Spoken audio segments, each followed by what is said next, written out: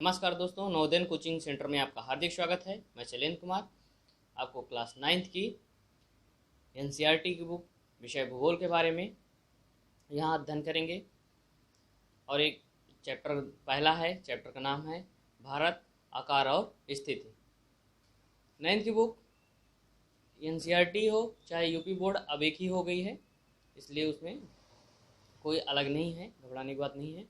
आइए आते हैं इस चैप्टर के बारे में। भारत में आकार और स्थिति के बारे में जानने की कोशिश करते हैं। आकार और स्थिति की बात करेंगे कि कैसे है ये। 8 डिग्री 4 मिनट उत्तर से 37 डिग्री 6 मिनट उत्तरी अक्षांश में स्थित है। और इसको देशांतर में देखेंगे तो 68 डिग्री 7 मिनट और पूर्व से लेकर 97 डिग्री 25 पूर्व देशांतर। अगर इसकी बात करेंगे तो कैसे देशांतरों में बदला है और कैसे जो है ये डिग्री जो है अक्षांशों में है, इसको एक मैप के रूप में देखना चाहेंगे तो हम यहाँ दिखा दे रहे हैं आपको।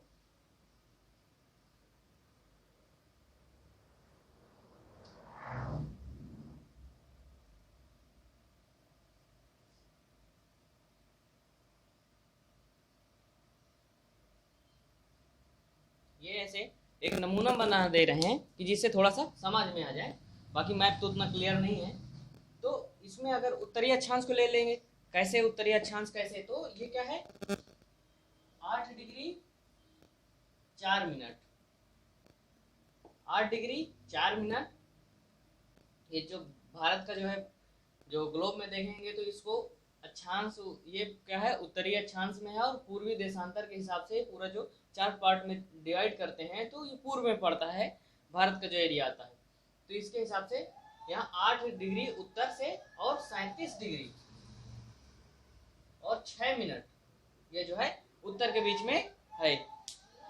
और इसके बाद अक्षांश देख लेंगे तो आप क्या कहाँ देखें, 37 डिग्री 6 मिनट उत्तर से लेकर 8 डिग्री 4 मिनट के बीच, ये जो है उत्तर से दक्षिण के बीच में। अगर भारत के हिसाब से देखेंगे तो ये दक्षिण में कितना है 8 डिग्री 4 मिनट, और ऊपर देखेंगे नॉर्थ में तो 37 डिग्री 6 मिनट। ये उत्तर जो है हम भारत के हिसाब से बता रहे हैं। अगर विश्व की स्थिति देखेंगे, विश्व के हिसाब से भारत की स्थिति क्या है 8 डिग्री 4 मिनट और 37 डिग्री 6 मिनट। यह अक्षांशी जो है दूरी की बात कर रहे हैं। अब देशांतर की बात करते हैं। देशांतर में क्या होगा, अगर देशांतर में इसमें देखेंगे तो देशांतर में आप क्या पा रहे हैं कि 68 डिग्री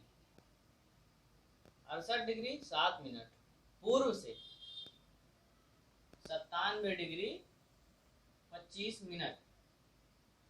ये स्थिति भारत की स्थिति आती है कि किन के बीच कैसे सिचुएटेड है, कैसे स्थित है।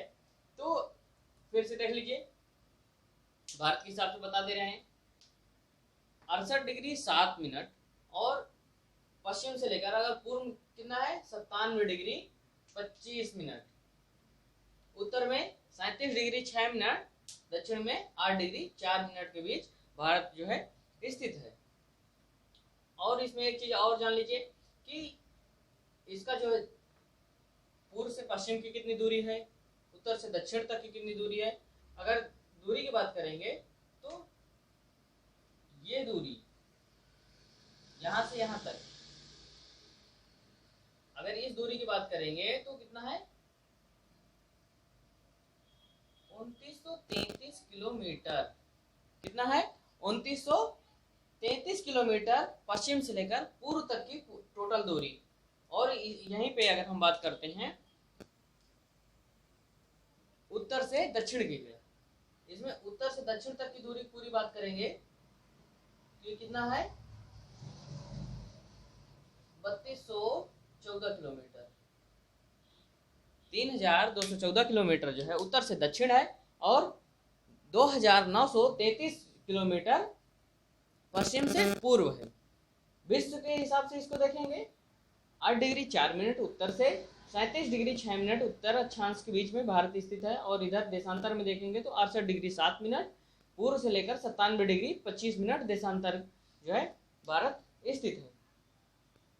और इसी चीज को और एकदम क्लियर समझेंगे तो इसमें मैप में अगर अच्छा देखना चाहते हैं तो ये इसमें देख लीजिए सेम वही चीज है, यहाँ से लेकर गुजरात तक पूरा देखेंगे, नागालैंड इधर इधर गुजरात है, ये पूरी यहाँ तक की पूरी लास्ट तक की, यहाँ अरुणाचल प्रदेश है, ऐसे पूरी डिस्टेंस देखेंगे तो कितना है 2933 किलोमीटर। और इधर जम्मू कश्मीर से लेकर यहाँ लास्ट तक कितना है 3214 किलोमीटर, यानी 3214 किलोमीटर।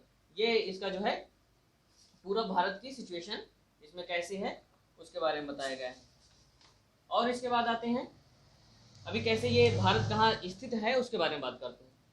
आकार की बात कर ले रहे हैं, भारत का कैसा आकार है, एक नमूना बना दिए कि पहले जो है स्थित कैसे है वो पता चल जाए, फिर इसके बाद आकार की बात करते हैं। तो आकार जो है इसका 32 लाख वर्ग किलोमीटर है, 32 लाख वर्ग किलोमीटर है। दूसरी बात आएंगे भौगोलिक क्षेत्रफल के बारे में। भौगोलिक क्षेत्रफल की बात करेंगे तो विश्व में इसका क्या स्थान है, देखेंगे कि कितना है 2.4%, मतलब 2.4% विश्व में भारत का कुल जो है भौगोलिक जो है क्षेत्रफल के रूप में देखा जाए, ये ऐसे देखा जाए भारत कितना है 32.8 लाख वर्ग किलोमीटर है। और विश्व के हिसाब से इसमें कितना है ये भारत का जो है भौगोलिक क्षेत्रफल 2.4%, 2.4%। इसी को देखना चाहेंगे तो इसमें देख लीजिए पूरा विश्व है, विश्व में भारत की जो सिचुएशन है इतनी पड़ती है। तो ये भारत है, भारत यहाँ कितना है 2.4% पूरे विश्व के हिसाब से।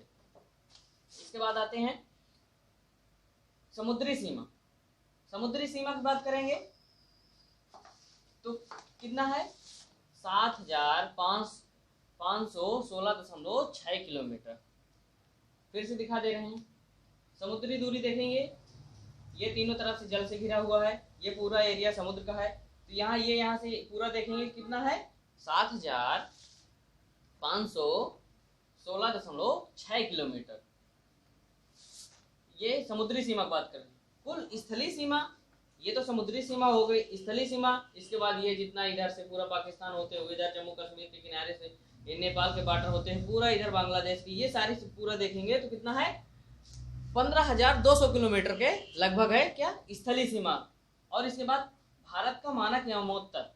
भारत का मानक यमोत्तर क्या है, भारत का मानक यमोत्तर एनसीईआरटी बेस पे देखते हैं तो यहाँ पे मिर्जापुर बताया गया है कि भारत का जो मानक यमोत्तर जो है मिर्जापुर के पास से गुजरता है।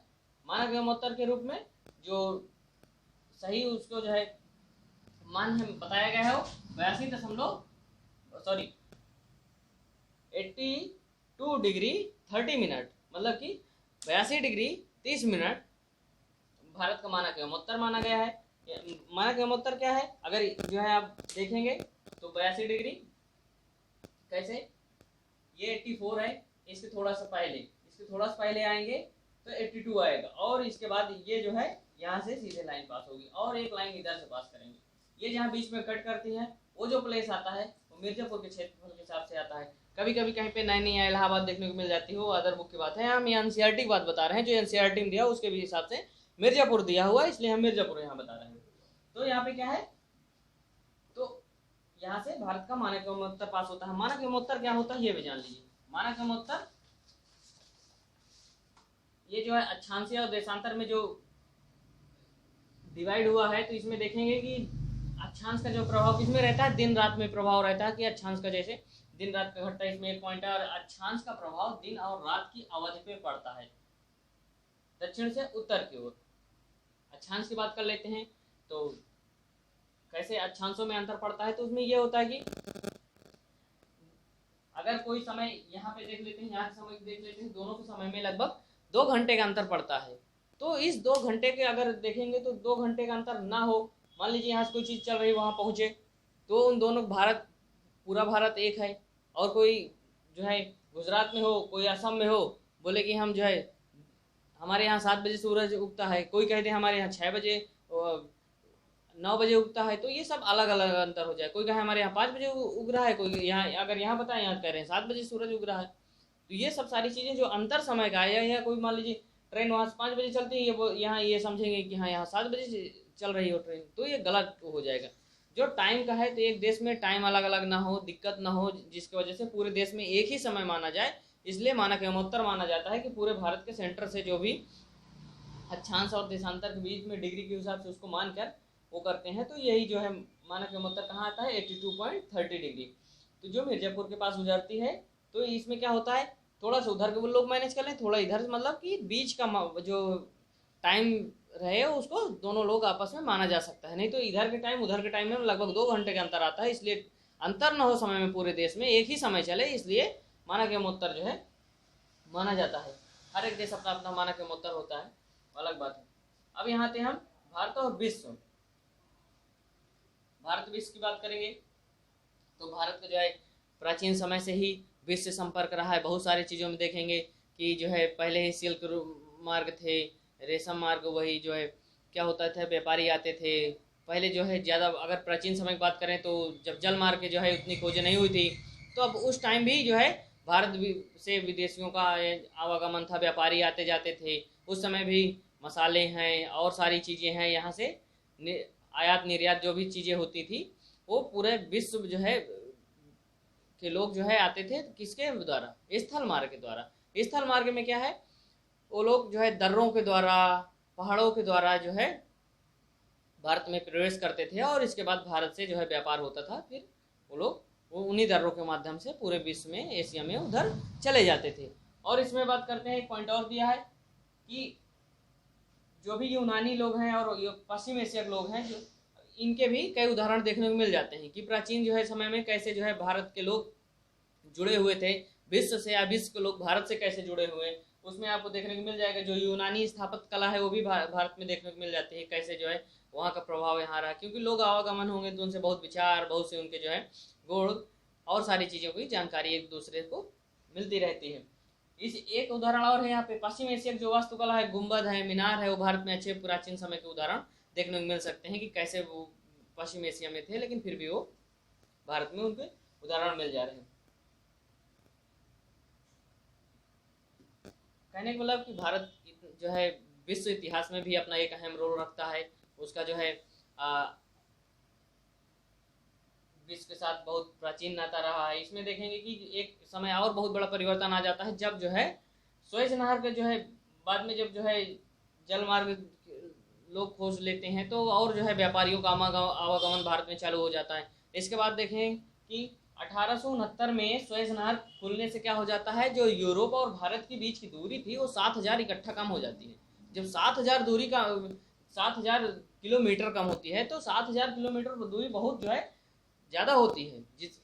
इसलिए अगर इतनी दूरी अचानक किसी कम हो जाएगी तो व्यापारियों का है काम आसान हो जाएगा, वो बहुत जल्दी जल्दी जो है यहाँ व्यापार करने में उनको कोई कठिनाई नहीं होगी, तो क्या होगा, आयात निर्यात ज़्यादा होगा। तो ये भी एक बताता है कि पॉइंट कि यहाँ पे कैसे जो है भारत से लोग कितना अट्रैक्ट थे, कितना व्यापार यहाँ से आयात होता था। यहाँ के जो है रेशम और यहाँ के जो है मसाले पूरे विश्व में फेमस हैं। और इसके बाद आते हैं हम भारत के पड़ोसियों देश के बारे में। भारत के पड़ोसियों की बात करेंगे तो पाकिस्तान, नेपाल, भूटान, अफगानिस्तान, चीन, तिब्बत, ये जो है बांग्लादेश, ये सब भारत के पड़ोसी देश में आते हैं। और इसके बाद आते हैं समुद्र पार बात करेंगे तो श्रीलंका है और मालदीव, जो हमारे नज़दीक पड़ोसी देश हैं। इन दोनों देशों की बात करें तो फिर से देख लीजिए आप, जैसे यहाँ पे पूरी स्थिति देखते हैं भारत के पड़ोसी देश के बारे में, तो बांग्लादेश ये है, भूटान ये है, नेपाल ये है, तिब्बत ये है, चीन ये है। इसके बाद आते हैं यहाँ पे कौन सा, अफगानिस्तान ये है, पाकिस्तान ये है, तो श्रीलंका ये जो है समुद्र पार की बात देखेंगे, श्रीलंका ये इधर है, और इसके बाद मालदीव है।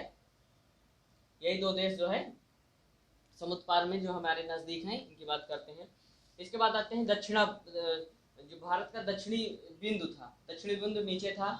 और इसके बाद क्या है कि 2004 में सुनामी आई थी, तो सुनामी आने पर क्या हुआ कि जो इंदिरा बिंदु था वो डूब गया था।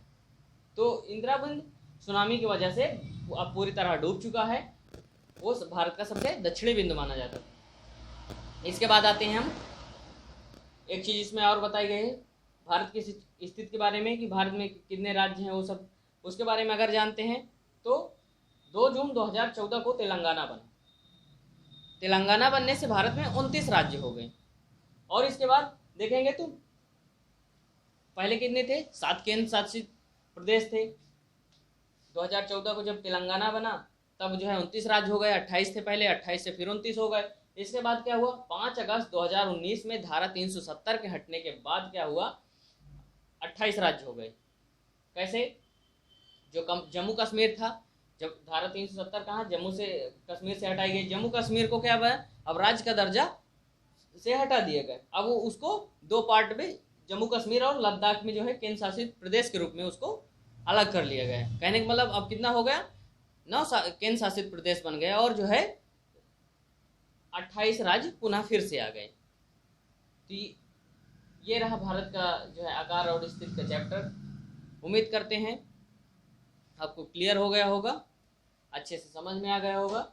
एक बार फिर से हम आपको रिवीजन करा दे रहे हैं, ध्यान दीजिएगा अच्छे से। भारत के जो स्थिति के बारे में कहाँ पे है, 8 डिग्री 4 मिनट 37 डिग्री। अगर भारत के हिसाब से बात करें तो यहाँ दक्षिण से कितना 8 डिग्री 4 मिनट है और उत्तर में 37 डिग्री 6 मिनट है। पश्चिम में जाएंगे भारत के हिसाब से 68 डिग्री 7 मिनट और 97 डिग्री 25 मिनट जो है पूर्व में। और दूरी की बात करें तो पश्चिम से पूर्व तक की दूरी टोटल 2933 किलोमीटर और उत्तर से दक्षिण की दूरी की बात करें 3214 किलोमीटर की दूरी है। और इसमें जान लीजिए भारत का जो है आकार 32.8 लाख किलोमीटर, भौगोलिक क्षेत्रफल विश्व में 2.4 जो है % है। समुद्री सीमा है, जो ये सीमा है इसकी बात करें तो ये है कितना 7516.6 किलोमीटर। और जो स्थलीय सीमा है, जो ये सीमा है वो लगभग कितना है 15,200 किलोमीटर। भारत का मानक यमोत्तर कितना है, मिर्जापुर के बाद गुजरता है 32 डिग्री 82 डिग्री 30 मिनट के। और उम्मीद करते हैं सारी चीज़ क्लियर हो गई हो।